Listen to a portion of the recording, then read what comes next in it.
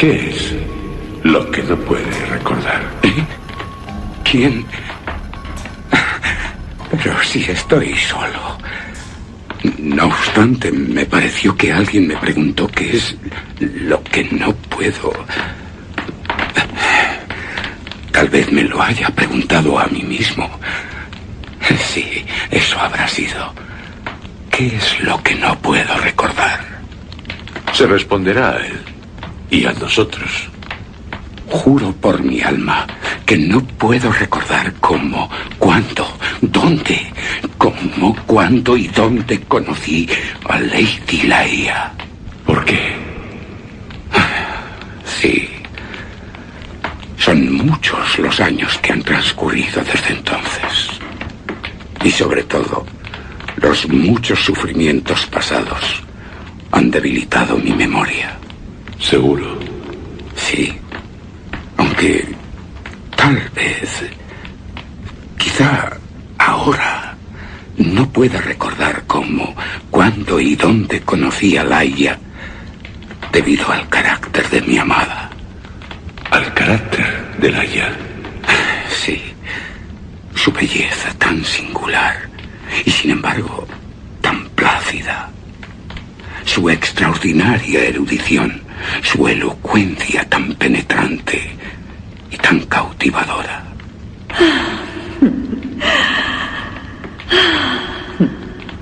Su forma de expresarse, honda, musical.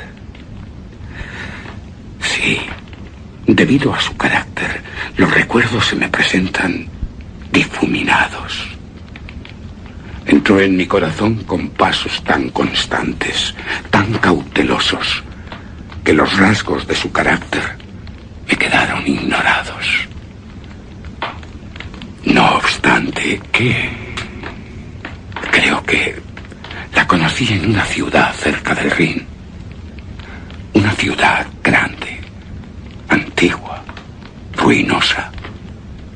Allí fue donde la veía con frecuencia. Sí, en aquella ciudad fue donde la conocí. ¿Qué ciudad era? No lo sé. Como tampoco sé, aunque sin duda me habló de ella, quién era su familia. No cabe duda de que su estirpe era antigua, remota. Laia. Sumido como estoy en estudios que por su índole pueden, como ninguno, amortiguar las impresiones del mundo exterior, solo por esta dulce palabra, Laia, solo por su nombre acude a mi fantasía la imagen de la que ya... Sí. De la que ya no existe.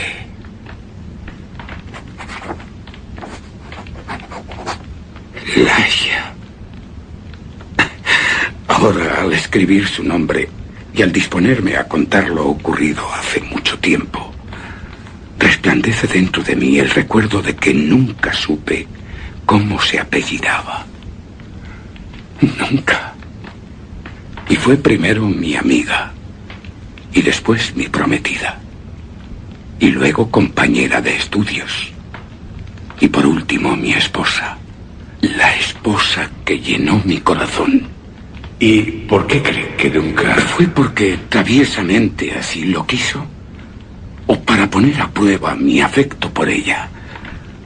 El caso es que me fue vedado indagar sobre tal asunto. ¿O pudo tratarse de un capricho mío? ¿Un capricho? Una ofrenda alocadamente romántica en el altar de la devoción más apasionada. Pero el hecho solo lo recuerdo confusamente. Por lo que no es de extrañar que se haya olvidado totalmente de las circunstancias que lo originaron o acompañaron. Cierto. Y en verdad, si ese espíritu que llaman romance, si la pálida Astopet de Egipto idólatra, de siniestras alas, si alguna vez han presidido tal como dicen los matrimonios aciagos, con toda seguridad presidieron el mío. Pero Hay algo muy querido por mí en el que no me falla la memoria. ¿De qué se trata? Es la persona de Laia. ¿Cómo era? Única. ¿Única? Por extraña. Laia era tal como ahora escribo. Laia era de elevada estatura, algo delgada. Diría que en sus últimos días, un tanto descarnada. Sería vano, al menos por mi parte, el pretender describir su majestad, la serena y tranquila soltura de su porte, o la inconcebible ligereza y soltura de su paso. Entraba y salía como una sombra. Nunca advertía su aparición en mi cerrado gabinete, en el que me sumía en mis trabajos, de no ser por la amada música de su dulce voz. Una voz delicada, profunda. Posaba su mano como la de una escultura de mármol sobre mi hombro. Ninguna mujer igualó nunca la resplandeciente belleza de su rostro. Era el resplandor de un sueño de opio, una etérea visión, una visión que causaba arrebato, más extrañamente divina que las fantasías que flotan en las almas adormecidas de las hijas de Delos, de esa isla griega allá en el mar Egeo, que es cuna de Apolo y Diana. Sin embargo, sus facciones no tenían esa regularidad que nos han enseñado falsamente a adorar en las obras clásicas debidas a los paganos. Recuerdo lo que escribió Francis Bacon, Lord Verulam. Decía: no hay belleza exquisita sin algo de extraño en las proporciones. Extraño. Bacon se refería muy justamente a todas las formas y género de la hermosura, los géneros de la belleza. No obstante, aunque no veía en las facciones de Laia la regularidad clásica, sí percibía que su hermosura era en verdad exquisita, y percibía mucho de extraño en ella. Pero en vano intenté descubrir la irregularidad en sus facciones, así como averiguar mi propia percepción de lo extraño. Examiné el contorno de su frente alta, muy pálida. Era impecable, impecable. Qué fría resulta esta palabra aplicada a una majestad tan divina. Impecable por la piel que rivalizaba con el más puro marfil, por la amplitud dominante y la serenidad, la noble prominencia de sus parietales. Y sus cabellos, sus cabellos, como el de las plumas de las alas de un cuervo, negros como el azabache, lustrosos, exuberantes y rizados de naturaleza, mostrando la plena fuerza del epíteto homérico que nos habla de cabellera de jacinto.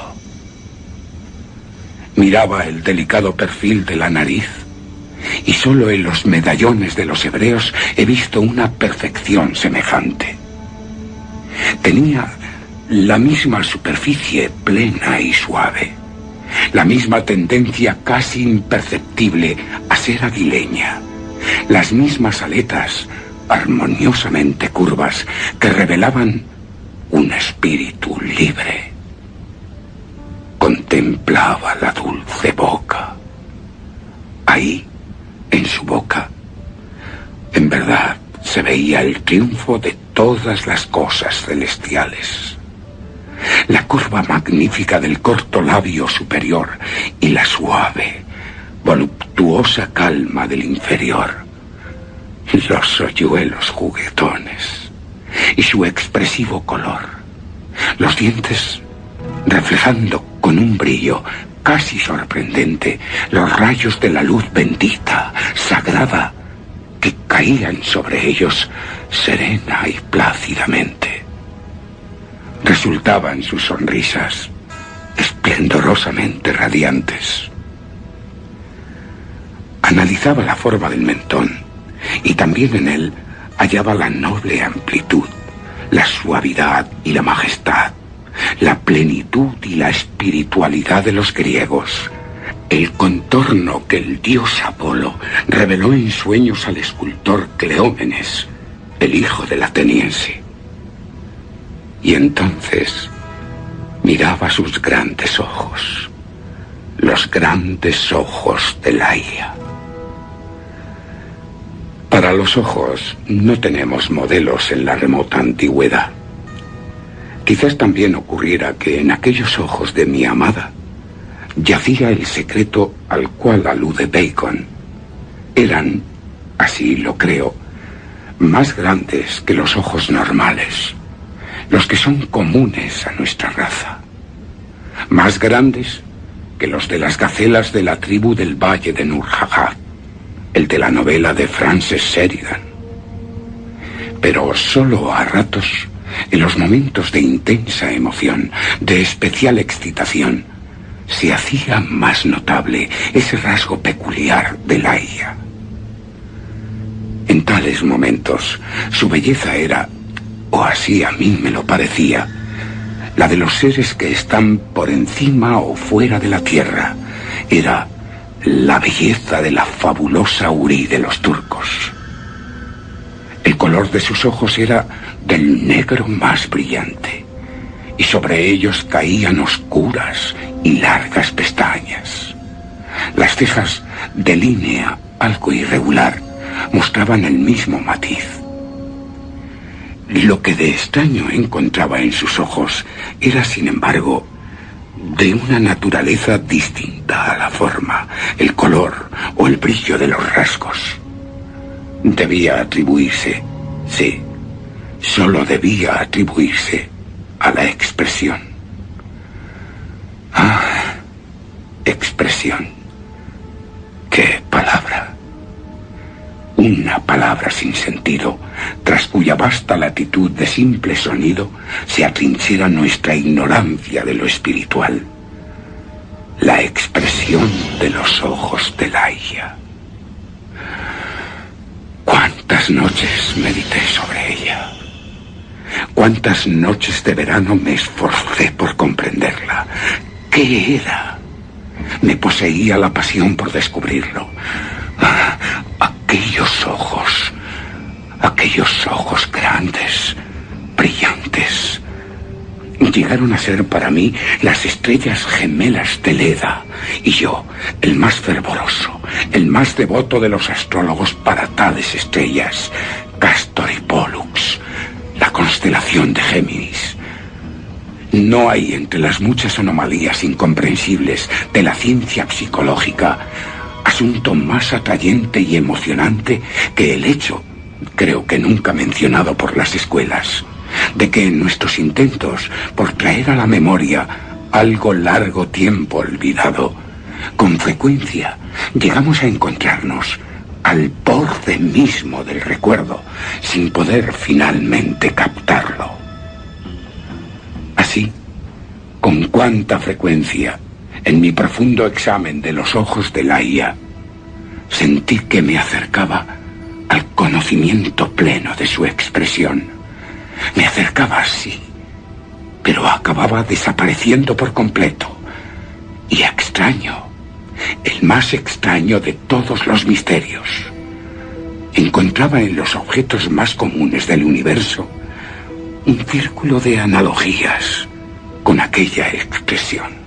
Quiero decir que después del periodo en que la belleza de Laia entró en mi espíritu, morando en él como en un templo, recibía de mis muchas existencias en el mundo material un sentimiento parecido al que siempre sentía dentro de mí despertado por sus grandes ojos, por sus grandes y luminosos ojos. Sin embargo, no podía ni puedo definir con más precisión tal sentimiento, ni analizarlo, ni tampoco contemplarlo con calma. Lo reconocía a veces al mirar una rama que crecía rápidamente, al contemplar una mariposa en las aguas de un arroyo. Lo he sentido en el océano, en la caída de un meteoro. Y también lo he sentido en la mirada de personas mayores, muy mayores. Y hay una o dos estrellas en el firmamento, especialmente una de sexta magnitud, doble y cambiante, que se encuentra cerca de la gran estrella de Lira, que tras ser examinadas con el telescopio, me han inspirado el mismo sentimiento. Me ha colmado el escuchar ciertos sones de instrumentos de cuerda, y no pocas veces al leer pasajes de determinados libros. Entre innumerables ejemplos, recuerdo bien algo de un libro de Joseph Glanville, que nunca ha dejado de inspirarme ese sentimiento. Quizás, quién sabe, por lo insólito, por su rareza. Y allí dentro está la voluntad que no muere. ¿Quién conoce los misterios de la voluntad y su fuerza? Pues Dios no es sino una gran voluntad que penetra todas las cosas por obra de su intensidad. El hombre no se doblega a los ángeles, ni cede por entero a la muerte, como no sea por la flaqueza de su débil voluntad.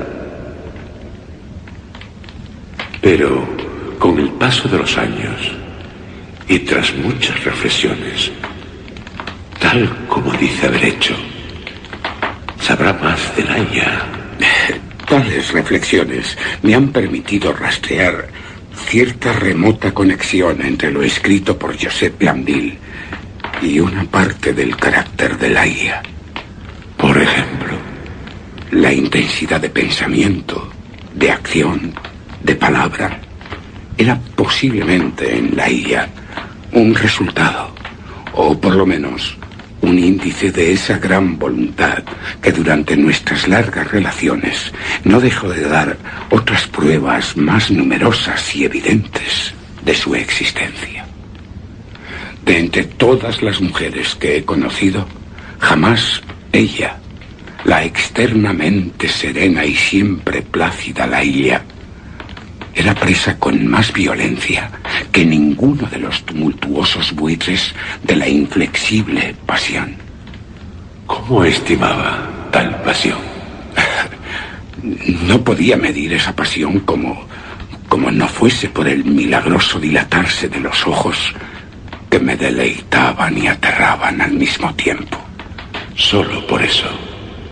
También por la melodía casi mágica, por la modulación, por la claridad y por la placidez de su voz tan profunda, y por la salvaje energía doblemente efectiva por contraste con su modo de expresarse, con que pronunciaba habitualmente sus extrañas palabras.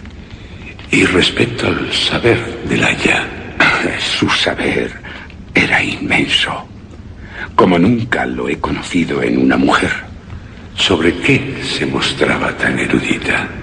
Su conocimiento de las lenguas clásicas era profundo, y en cuanto podía juzgar por mis propias nociones sobre los modernos dialectos de Europa, nunca la descubrí en falta. A decir verdad, en cualquier tema de la alabada erudición académica, que es admirada simplemente por abstrusa, ¿descubrí alguna vez a Laia en falta? No. ¿De qué modo singular y penetrante me ha llamado fuertemente la atención, solo en estos últimos tiempos, este particular detalle en el carácter de mi esposa? ¿Por qué? He dicho que sus conocimientos eran tales que jamás los hallé en otra mujer. Pero ¿Dónde está el hombre que haya recorrido toda la amplia extensión de las ciencias morales, físicas y metafísicas? No vi entonces lo que ahora advierto claramente, que las adquisiciones de la IA eran gigantescas, asombrosas. Sin embargo, me daba suficiente cuenta de su infinita superioridad para someterme con infantil confianza a su guía en el caótico mundo de la investigación metafísica, a la cual me entregué muy activamente durante los primeros años de nuestro matrimonio. ¿Qué sentía? ¿Qué sentía? Un vivo deleite. ¿Con qué sentido de triunfo? ¿Con qué extraordinario gozo? ¿Con qué etérea esperanza sentía yo cuando ella se entregaba conmigo a estudios poco frecuentes, poco conocidos?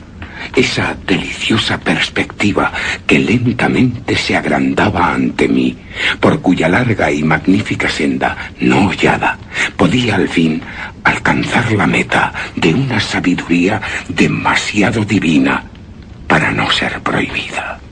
Qué agudo había de ser el dolor con que después de unos años vi desaparecer mis bien fundadas esperanzas. ¿Por qué? Sin Laia. Sin Laia. ¿Qué? Sin ella, yo no era otra cosa que un niño hundido en la ignorancia, en la oscuridad. Solo su presencia, sus lecturas, podían arrojar vívida luz sobre los muchos misterios del trascendentalismo en que estábamos sumidos. Privadas del radiante brillo de sus ojos, las páginas, las letras, suavemente doradas, se tornaron más opacas que el plomo saturnino. Sus ojos brillaron cada vez con menos frecuencia sobre las páginas que yo estudiaba. ¿Por qué? Laia cayó enferma.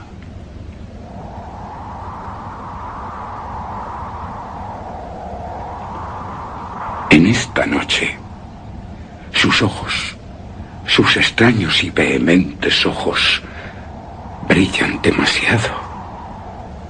Sí, demasiado. Y sus pálidos dedos están adquiriendo la transparencia cerúlea de la tumba. Sus venas azules, de su alta frente, laten con ímpetu, se dilatan, se encogen al tener hasta la menor emoción. Va a morir. Tengo que luchar con el siniestro Azrael, el ángel de la muerte, según los mahometanos. Aunque su lucha aún es más fuerte que la mía, más enérgica, me asombra. No es de extrañar que se asombrara. Había visto muchos rasgos de su inflexible carácter que llegaron a convencerme y a creer que para ella la muerte vendría sin terrores. Pero ¿no fue así? No fue así. Las palabras no son capaces de dar una idea de la fiera resistencia que opuso a la sombra, a la muerte. Gemí de angustia ante tan lamentable espectáculo. Hubiera querido calmar, hubiera querido razonar, pero en la intensidad de su salvaje deseo de vivir, solo vivir, el consuelo y la razón eran el colmo de la locura. Sin embargo, hasta el último momento, en las convulsiones más violentas de su espíritu indómito, no se tambaleó la placidez externa de su porte. Su voz se volvió aún más suave, más profunda. Sin embargo, ¿qué? No me agradaría el pensar demasiado en el extravagante sentido de aquellas palabras pronunciadas con calma, en su extraño significado. Mi mente vacilaba mientras escuchaba fascinado una melodía más que humana conjeturas y aspiraciones que ningún mortal había conocido hasta entonces. De su amor no podía dudar, y me era fácil comprender que en un pecho como el suyo, el amor no reinaba como una pasión ordinaria. Pero solo en la muerte quedé plenamente impresionado con la fuerza de su afecto. Durante largas horas, reteniendo mi mano, desplegaba ante mí las exuberantes expresiones de un corazón cuya devoción, más que apasionada, llegaba a la idolatría. ¿Cómo es que había merecido yo la bendición de tales confesiones? ¿Cómo es que había merecido la condena de que mi amada me fuese arrebatada cuando más la necesitaba?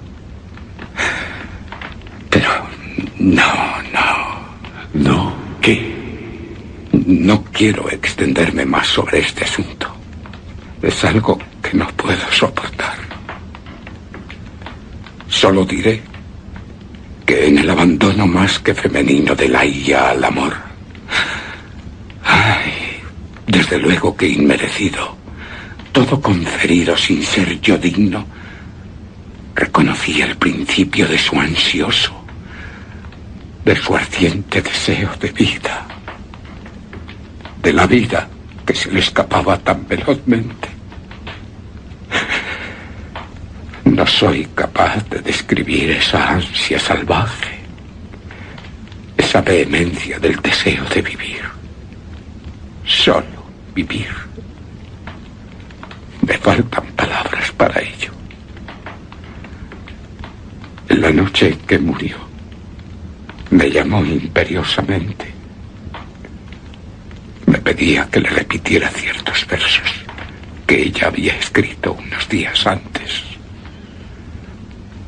La obedecí. ¿Los leyó? Sí, los leí. Son estos. Mirad, es una noche de gala.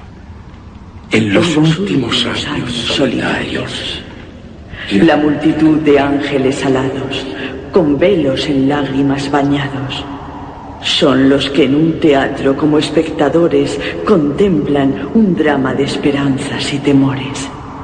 Mientras toca la orquesta de vez en cuando, la música sin fin de las esferas.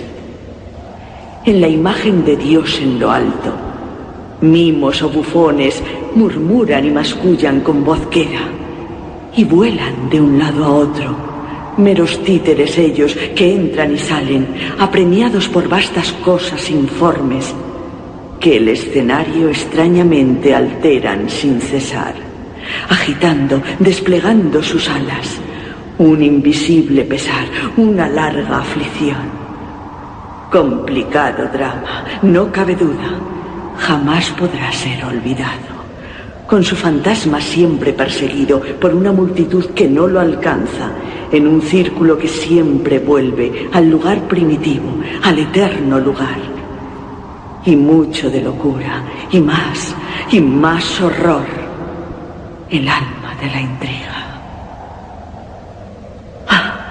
Pero ved, entre los mimos en tumulto, una forma se arrastra, se insinúa. Roja como la sangre serpentea, se retuerce en la escena al dejar de estar en una dramática soledad. Se retuerce y se retuerce, y con hartos dolores, los mimos presa suya son, y sus fauces destilan sangre humana, llorando los ángeles ante tan horribles colmillos. Apagad las luces, todas apagadas. Y sobre cada forma estremecida, el telón, un paño mortuorio, cae con furia tormentosa, y los ángeles ya todos pálidos y tristes, ya de pie, ya sin velos, proclaman que el drama es la tragedia del hombre y que es su héroe, el gusano vencedor.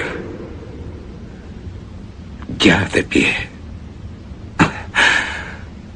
El gusano vencedor.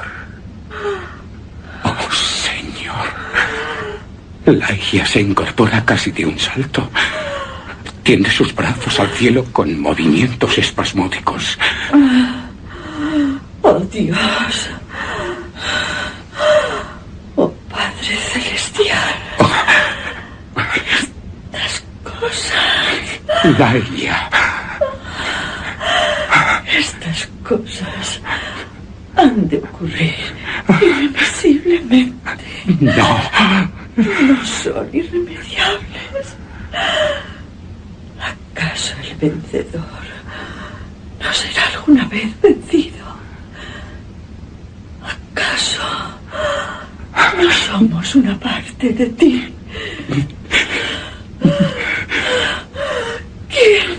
¿Quién qué, Laia?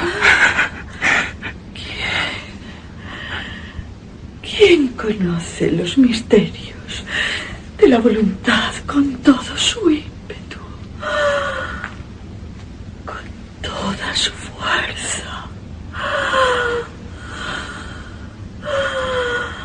El hombre no se doblega a los ángeles, ni cede por entero a la muerte, como no sea por la flaqueza de su débil voluntad. Está agotada. Deja caer sus blancos brazos. Cae de nuevo sobre su lecho. Su lecho de muerte.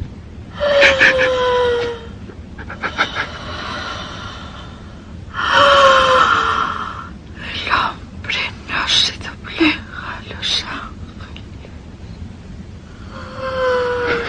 De nuevo lo escrito por Glanville. El hombre no se doblega a los ángeles, ni cede por entero a la muerte, como no sea por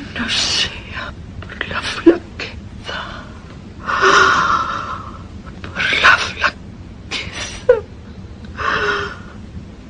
de su débil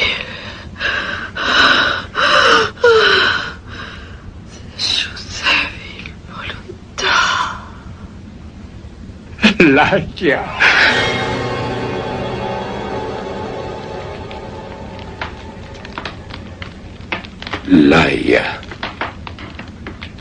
Laia había muerto. ¿Y usted? Quedé totalmente deshecho por el dolor, abrumado, aterrado. No pude soportar más la desesperante soledad de mi morada, ni tampoco aquella ciudad tan sombría y tan ruinosa a orillas del Rin. ¿Se fue? Sí. Me alejé del lugar. No me faltaba lo que el mundo llama fortuna. Laia me había legado mucho, mucho más de lo que por lo común cae en suerte a los mortales. ¿Qué hizo? Vagabundear durante unos meses. Ir de aquí para allá sin ningún rumbo marcado. Nunca olvidaba sus últimas palabras, las que escribió Glanville. El hombre no se doblega a los ángeles, ni cede por entero a la muerte, como no sea por la flaqueza de su débil voluntad. De su débil voluntad. Sí, fui de un lado para otro hasta que acabé comprando una abadía. ¿Qué abadía? Oh, no diré su nombre. Una abadía en una de las regiones más apartadas, menos frecuentadas de la hermosa Inglaterra. La reparé en parte y me quedé en ella a vivir. En la mayor de las soledades. Hasta que... ¿Qué?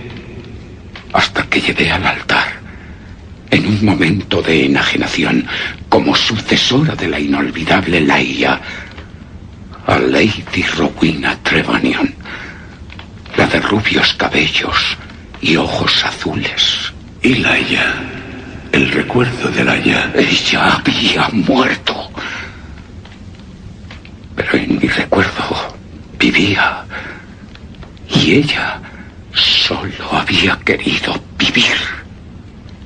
Vivir.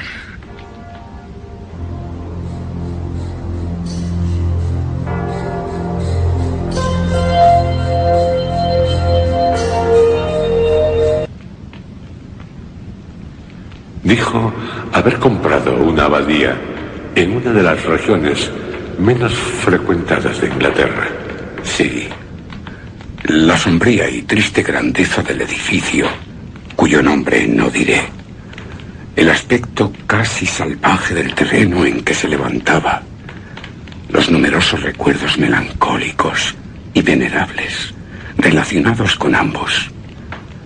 Parecían estar acordes con los sentimientos de abandono total que me habían llevado a esa remota y agreste región del país. Sin embargo, aunque la parte exterior de la abadía, invadida por el musgo, sufrió pocos cambios, no así su interior. ¿Qué hizo en él? Me entregué con una perversidad infantil y quizá con la débil esperanza de aliviar mis penas, a desplegar en su interior magnificencias más que reales. Algo extraño, dado su carácter. Sí, sí. Pero incluso desde mi infancia, reconozco haber tenido inclinación por semejantes extravagancias. Extravagancias a las que volví para intentar aliviar mi dolor. ¡Ay! Cuánto de incipiente locura podría descubrirse en los suntuosos, en las espléndidas cortinas, tapices, en las solemnes esculturas traídas de Egipto, en las extrañas cornisas y en los no menos extraños muebles, en los extravagantes diseños de las alfombras, todas con borlas de oro. Me había convertido en un esclavo preso en las redes del opio, y tanto mis trabajos como mis planes se habían teñido del color de los sueños. Pero no debo seguir hablando de tales absurdos. Sí, hablaré de la estancia por siempre maldita, en la que, debido a un momento de enajenación, conduje al altar a Lady Rowena Trevanion de Tremaine. La conduje como sucesora de la inolvidable Laia. Lady Rowena, la de cabellos rubios, la de ojos azules. Los de Laia eran negros, tan negros como las plumas de un cuervo, y negros sus cabellos. Recuerdo muy bien aquella cámara nupcial. ¿Cómo era? No hay un solo rincón de la estancia que no aparezca ahora ante mis ojos. ¿Dónde tenían el corazón los miembros de la orgullosa familia de Lady Rowena para permitir, movidos por su ansia de oro, que una doncella, una hija tan querida, cruzara el umbral de un aposento tan adornado? Sí, recuerdo minuciosamente todos los detalles, hasta los más simples de la cámara. En cambio, olvido tristemente asuntos de verdadera importancia. La cámara de un lujo fantástico. ¿Dónde estaba? La cámara estaba en una alta torrecilla de la fortificada abadía. Tenía forma pentagonal, siendo de grandes dimensiones. Toda la fachada sur del pentágono era ocupada por una única ventana, un gigantesco cristal de Venecia de una sola pieza y de matiz plomizo. Los rayos del sol, al atravesarlo, caían con un brillo siniestro y espectral sobre todos los objetos. En lo alto de esta gran ventana se extendía el enrejado de una antigua enredadera que tropaba por los sólidos muros de la torrecilla. ¿Y el techo? Porque una estancia así tendría un El gran techo El techo de oscuro roble era muy alto, demasiado. Abovedado y decorado concienzudamente, con los motivos más extraños, grotescos, de estilo semigótico y semidruídico. Del centro mismo de esa melancólica bóveda colgaba de una sola cadena de oro de largos eslabones un inmenso incensario del mismo metal, de estilo sarraceno, con muchas perforaciones dispuestas de tal manera que a través de ellas, como si tuvieran la vitalidad de una serpiente, podían verse contorsiones, continuas contorsiones de llamas multicolores. Había también algunas otomanas y candelabros de oro de estilo oriental alrededor de la cámara. Y el lecho nupcial de modelo indio, bajo, esculpido en ébano macizo, con un baldaquino como una colgadura fúnebre. Había algo más en la estancia. En cada uno de los ángulos había un gigantesco sarcófago de granito negro procedente de las tumbas reales situadas cerca de Luxor, con sus antiguas tapas cubiertas de inmemorables relieves. Pero las fantasías más asombrosas se hallaban en los tapices. Las altas paredes, desproporcionadas, se cubrían en su totalidad de arriba a abajo en vastos pliegues por una pesada y espesa tapicería. Tapicería de un material parecido al de la alfombra de la estancia, la cubierta de otomanas y el lecho de ébano, del baldaquino y de las suntuosas volutas de las cortinas que ocultaban en parte la ventana. Era el material del más rico tejido de oro. Estaba cubierto a intervalos irregulares por arabescos de un pie de diámetro, de negro azabache. Pero estas figuras solo mostraban su carácter arabesco cuando se las miraba desde un determinado ángulo, por un procedimiento hoy común, originado en una época muy remota de la antigüedad. Cambiaban de aspecto. Así que, para quien entraba en la cámara, todo resultaba sorprendente. Sí, exacto.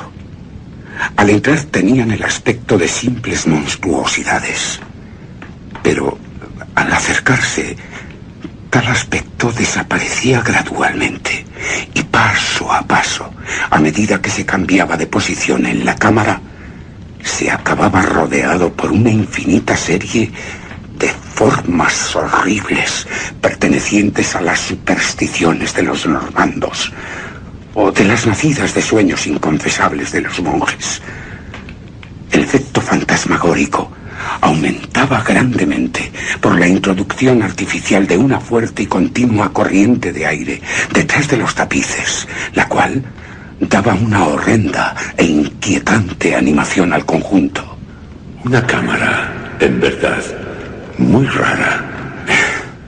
En ella pasé con Lady de Tremaine las impías horas del primer mes de nuestro matrimonio. Las pasé con no poca inquietud. Que mi mujer me temiera, dado lo hosco de mi temperamento, que me huyera y que me amara poco o muy poco, era algo que no podía pasar por alto. ¿Pero qué? La verdad es que me causaba más placer que otra cosa. ¿Por qué?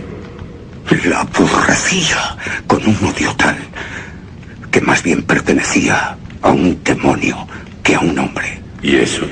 Mi memoria volaba. Y con qué intensa nostalgia hacia Laia. Laia. Mi amada Laia. La augusta, la hermosa, la enterrada Laia. Me recreaba, Me embriagaba con los recuerdos de su pureza, de su sabiduría, de su elevada y etérea naturaleza, de su amor apasionado que alcanzaba la idolatría. Mi espíritu ardía plena y libremente, con más intensidad que el suyo. En la excitación de mis sueños de opio, estaba encadenado con los grilletes de tal droga.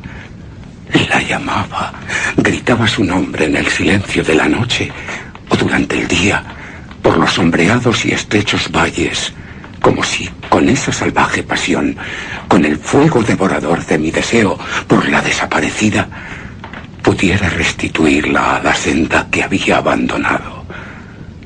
Era posible que para siempre, la senda que había abandonado en la tierra.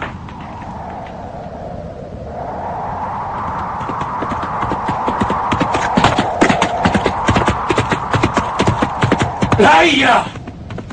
¿Dónde estás? No puedo vivir sin ti. Es cierto que has muerto para siempre. Oh, no, te necesito. Ver tus grandes ojos negros, sentir tu suave piel, oler el aroma de tus cabellos. ¡Laia! ¡Laia! ¡Vuelve, Laia! ¡Vuelve, Laia! ¡Laia! ¡Laia! ¡Laia!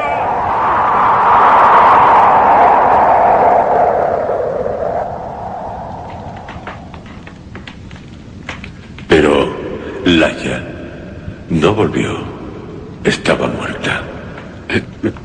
¿Muerta? Ah, sí. Aunque... ¿Sí? Al comienzo del segundo mes de matrimonio, Lady Rowena cayó repentinamente enferma. Se repuso lenta, muy lentamente. La fiebre que la consumía perturbaba sus noches. Y en su inquieto estado de semisueño, decía cosas extrañas. Oigo. Sí, oigo. Alguien se mueve. Fuera de la cámara. Y aquí dentro de ella. Alguien entra y sale. Atribuí lo que me decía a extravíos, a trastornos de su imaginación. También pudo ser que la caótica decoración de la cámara influyera en ella. Pero al fin, tras una larga convalecencia, se restableció totalmente. Y no volvió a oír a nadie por la torrecilla de la abadía, dentro o fuera de la cámara. No, pero... ¿Ocurrió algo más? Tras un breve periodo, volvió a caer enferma. Esta enfermedad era más violenta. La arrojó de nuevo al lecho de dolor. ¿Se restableció? De este mal, dada su constitución, que siempre había sido débil, nunca se repuso del todo. Sus males, desde entonces, tuvieron un carácter alarmante y de una recurrencia aún más alarmante. Decían los médicos. La verdad es que el mal de su esposa desafía nuestros conocimientos. Son muchos los esfuerzos que hacemos, pero la enfermedad está como aferrada a su constitución. Ha invadido a su esposa. Parece que no es posible desterrarla por medios humanos. Lo sentimos, señor. Aumentaba en Lady Rowena su irritabilidad nerviosa. Y de nuevo hablaba cada vez con más frecuencia e insistencia de los leves sonidos, de los movimientos insólitos que decía oír. En una noche, hacia finales de septiembre, requirió mi atención sobre tan penoso asunto con mayor insistencia que en ocasiones anteriores. Acababa de despertar de un sueño inquieto. Mientras, yo había estado observando, ansiosamente por una parte y con terror por otra, los gestos, los espasmos de su demacrado, descarnado rostro. Me senté junto al lecho en una de las otomanas de la India. Lady Rowena se incorporó a medias y habló con un susurro angustioso bajo de los sonidos que decía estar oyendo, que yo no podía oír, de los movimientos que veía y que yo no podía ver. Nada oigo y nada veo. No. ¿Cómo es posible? Sí, ahora mismo. Ese ruido. Será el viento. El viento corre veloz tras los tapices. Esos suspiros que dices oír. Sí, es el viento. No, el viento no. Y las leves variaciones de las figuras de la pared son tan solo los naturales efectos de la habitual corriente de aire. No, no. No. Yo también dudo. Y por la palidez que se extiende por su rostro, son inútiles mis esfuerzos por tranquilizarla. Parece que está a punto de desmayarse. Si tuviera... Ya sé dónde hay una botella de vino ligero. Es el que le prescribieron los médicos. Haré que beba algo de él. ¿Qué es? Bajo el incensario. Acabo de sentir como algo perceptible, pero invisible. Me ha rozado levemente. Y sobre la alfombra dorada, en el centro mismo del lujoso brillo que arroja el incensario, hay una sombra. ¿Quién? Una sombra vaga, indefinida, de aspecto angélico. Oh, no puede ser. No es posible que se trate de la sombra de alguien espectral. Estoy perturbado por la fuerte dosis de opio que he tomado. Todo esto es absurdo. No le diré nada a Rowena. Te hará bien. Bebe. Es el vino que te han recomendado los médicos. Deja que mojen tus labios. Estoy mejor. Yo misma lo tomaré. Dame la copa. Siéntate. Bebé. ¿Pero qué? Percibo un paso suave, muy suave en la alfombra cerca del lecho. Y ahora, mientras Rowena alza la copa hasta sus labios, estaré soñando. Veo que caen en la copa como si un surtidor invisible las vertiera. Unas gotas, unas grandes gotas de un líquido brillante del color del rubí. 3, 4. Oh, no es posible. ¿Y Lady Rowena? Sí, yo lo vi. No ocurrió lo mismo con Rowena. ¿Qué hizo? Bebió el vino sin vacilar. ¿Y usted no le dijo que...? Me abstuve de hablarle de algo que consideré como debido a una excitada imaginación como estaba la mía. La hora, el opio y sobre todo el terror de mi esposa. Sin embargo... ¿Qué? Sin embargo, no puedo ocultar que inmediatamente después de la caída de las gotas color rubí, se produjo en Rowena un rápido empeoramiento. Se agravó su mal, tanto que a la tercera noche se la preparó para la tumba. Las doncellas se encargaron de ello con gran cuidado. La cuarta noche la pasé solo, con su cuerpo amortajado ante mí, en aquella fantástica cámara en la que había recibido como esposa Extrañas visiones revoloteaban como sombras delante de mí. ¿Qué visiones? Observé con ojos inquietos los sarcófagos de los ángulos de la estancia, las cambiantes figuras de los tapices, el bailoteo de las llamas multicolores en el incensario colgado del techo. Fue cuando, mientras intentaba recordar lo ocurrido en la noche anterior, cuando reparé en el lugar, bajo el brillo del incensario en que había visto las débiles huellas de la sombra. Pero ya no estaba allí. Dirigí la mirada, respirando más calmado, hacia la pálida y rígida figura tendida en el lecho.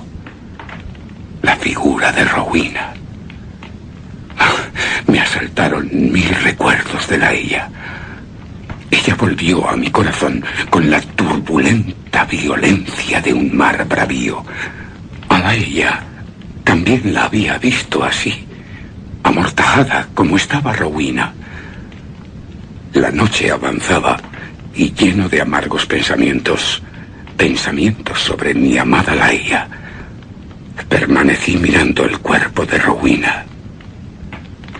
Puede que a la medianoche, pues no tenía una clara conciencia del tiempo, algo me sacó de mi ensueño. ¿Qué? Me pareció oír un sollozo suave. Pero ahora no lo oigo. Es como si un terror supersticioso me invadiera. Lo habré soñado. No puede ser.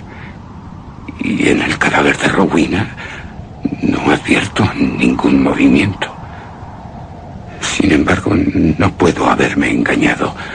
Un ruido, aunque sofocado, sí que oí. Algo me despertó, pero Rowena está muerta. No hay nada que arroje luz sobre el misterio. Pero en su rostro hay color. Un color débil, apenas visible. Pero lo hay en las mejillas. Y también, sí, también a lo largo de las pequeñas venas hundidas de los párpados. Ay, siento que mi corazón deja de latir, que mis miembros se ponen rígidos. Me invade una especie de terror, un espanto indecible, algo que no se puede explicar con palabras. No debo caer. Tengo que serenarme. Es mi deber. Sé lo que ha ocurrido. Nos hemos precipitado en los preparativos. Claro, Rowena aún vive. Es necesario que haga algo de inmediato. ¿Pero qué? Esta torrecilla está apartada de las dependencias de la abadía en la que residen los sirvientes. No hay nadie cerca de esta cámara. No hay forma de llamarles, de pedirles ayuda.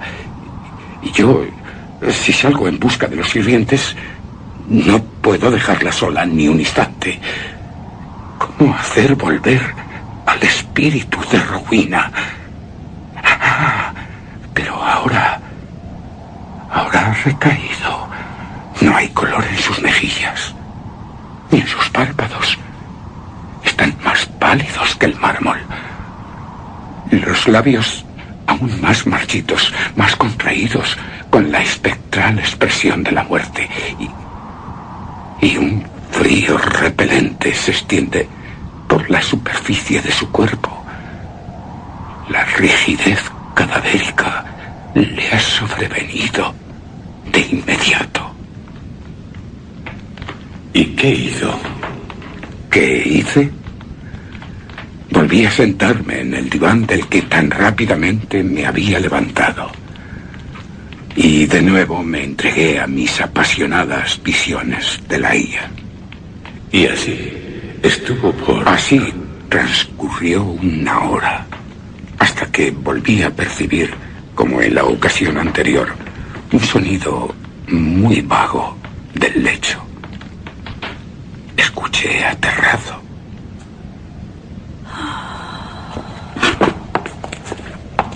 Rowena.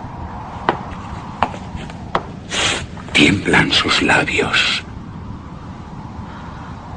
Ahora se entreabren. Descubren sus brillantes dientes nacarados. Oh, un profundo espanto me está dejando estupefacto. Siento que mi vista se nubla y que mi razón se extravía. Tengo que recuperar el ánimo. Algo de color hay en su frente y en las mejillas, también en la garganta. Toco su cuerpo y... sí, hay calor en su cuerpo, algo de calor. Siento latir su corazón, levemente, pero late, vive. Tengo que frotar sus manos, sus sienes, intentar que su respiración... sí, tengo que lograr que viva. Lo logro. Todo lo que hice fue en vano. Utilicé lo que sabía por experiencia y por las lecturas, pero de repente el color huyó de su rostro. El corazón dejó de latir y los labios volvieron a marchitarse y contraerse. Todo el cuerpo volvió a estar frío, lívido, rígido. Y yo, sí, volví a pensar en Laia. Pero otra vez llegó a mis oídos un leve sollozo desde el lecho de ébano. No, ¿para qué relatar cómo una y otra vez, hasta cerca del alba gris, se repitió tan dramática resurrección? Cómo cada espantosa recaída terminaba en una muerte aún más aparente, irremediable. Cómo cada agonía tuvo el aspecto de una lucha con algún enemigo invisible. Y cómo cada lucha era seguida por no sé qué extraño cambio en el aspecto del cuerpo. Así que, Rowena... No se precipite. Transcurrida casi toda la noche, Rowena de nuevo se movió.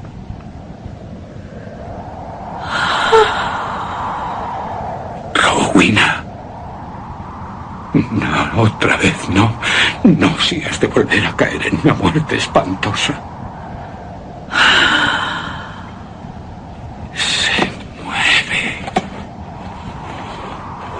Se mueve con más vigor que antes. Con más fuerza. Y los colores de la vida cubren su rostro. Pero yo hace tiempo que he dejado de luchar. Ya no sé qué puedo hacer. Y ahora no puedo moverme. Estoy rígido sentado en la otomana. No puedo moverme. Preso e indefenso de un torbellino de emociones violentas. Muy violentas. Creo que el pavor es lo menos terrible. Lo menos terrible. Siguen fluyendo los colores. Lo hacen con inusitada energía. Sus miembros se relajan. De no ser por los párpados que siguen muy apretados. Y las vendas y paños. Creería que ha logrado quitarse las cadenas de la muerte. Rowena. Se está levantando. Deja el lecho. Si dudaba de que estuviera viva, sí, pero no, es inconcebible, o es realmente cierto lo que estoy viendo. Con débiles pasos, con los ojos cerrados, como si estuviera perdida en sueños, avanza, osada, atrevidamente, hacia el centro de la cámara. No puedo moverme ni temblar.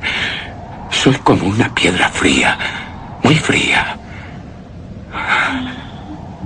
Y pienso tan locas ideas sobre el aire, la estatura y el porte locura amortajada. Oh, qué desorden en mis pensamientos. Es de verdad Rowena viva, quien está ante mí. Ella, Lady Rowena Trevanion de Tremaine, la de los cabellos rubios y ojos azules. ¿Por qué? ¿Por qué lo dudo? La venda ciñe su boca. ¿Puede no ser la boca de Lady Tremaine? Y esas mejillas, como las rosas, a plena luz del día, sí, pueden ser ciertamente las hermosas mejillas de la viviente dama de Tremaine. El mentón, con sus hoyuelos, como cuando no estaba enferma, puede no ser el suyo. ¿Acaso es que ha crecido durante su enfermedad? ¡Qué locura se está apoderando de mí! Ahora, de un salto, ante ella, la toco y se estremece a mi contacto. Oh, no. Deja caerte la cabeza las vendas que la envuelven. Su cabello ondeando, largo y desordenado, como una enorme masa de pelo, se desploma. Es negro, tan negro como las plumas de las alas del cuervo de la medianoche. Negro. Pero los de Rowena, rubios, negros eran los de... Abre lentamente los ojos. En esto, por lo menos, nunca podré equivocarme.